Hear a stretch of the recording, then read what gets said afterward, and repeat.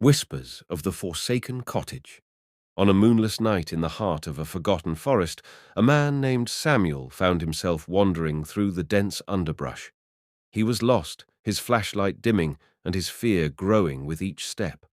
The gnarled trees loomed overhead like ancient sentinels, their skeletal branches reaching out to grasp at him. Samuel had been driving when his car broke down, leaving him stranded in this desolate place. With no cell phone signal and no other options, he had set out on foot in search of help. That's when he saw it, an eerie glow that pierced through the darkness. A distant light, like a beckoning siren, drew him closer. Samuel followed the glow to a small, decrepit cottage that appeared out of nowhere. It was as if the house had materialized from thin air, a spectral mirage in the midst of the forest. Cautiously, he approached the cottage.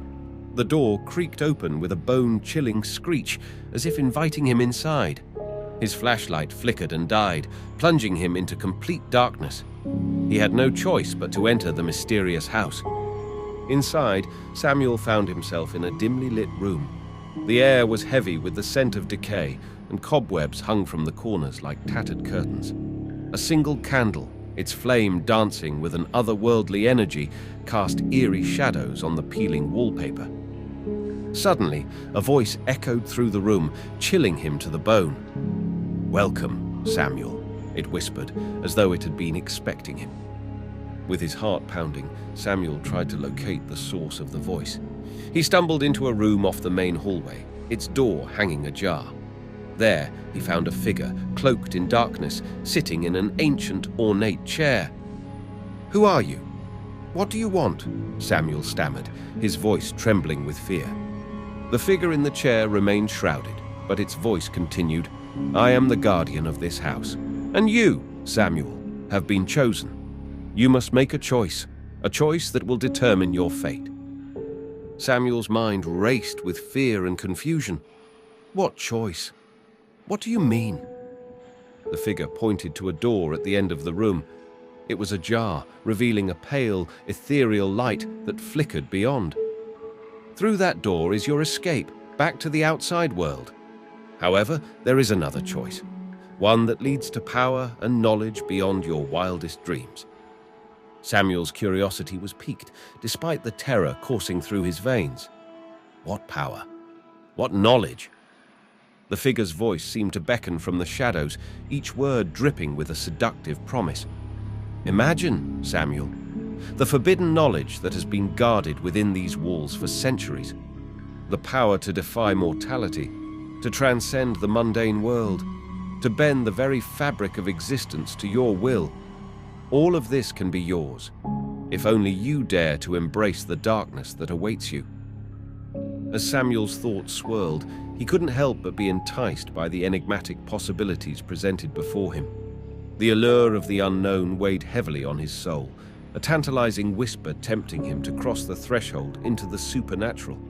He imagined himself as a master of the occult, a conjurer of spirits, and the thought sent a shiver of excitement down his spine. However, in that moment of hesitation, as he inched closer to the door that held the tantalizing secrets, the air grew thick with an oppressive presence. The room seemed to come alive, and the temperature plummeted. It was as though the very house itself conspired against him, urging him to flee. Samuel's heart was torn between the allure of the unknown and the instinct to flee. He took a step toward the door that offered escape when a ghostly, skeletal hand suddenly emerged from the darkness and gripped his shoulder. The room itself seemed to convulse with a sinister energy. Ghostly whispers, like mournful echoes of long-forgotten souls, crescendoed into a chilling chorus that penetrated Samuel's very soul. He could feel their spectral presence, their cold breaths brushing against his skin, their anguished voices intertwining with his thoughts, a symphony of despair that threatened to unravel his sanity. As the cacophony of otherworldly voices reached a maddening crescendo, Samuel's scream of terror was drowned out. He was no longer in control of his own body. The unseen force within the room seized him, its grip unyielding, dragging him with a malevolent force toward the room's pale, ominous light. In his final desperate moments, he clawed at the air, a futile attempt to escape the relentless pull of the supernatural abyss. The door, heavy and ancient, slammed shut with a deafening finality that echoed through the forsaken cottage. Samuel was consumed by the darkness beyond, his fate sealed in the clutches of the vengeful spirits that lurked within, forever lost to the world of the living. As the door closed, the voice of the figure echoed one final time. "You have made your choice, Samuel. The secrets of the supernatural are now yours."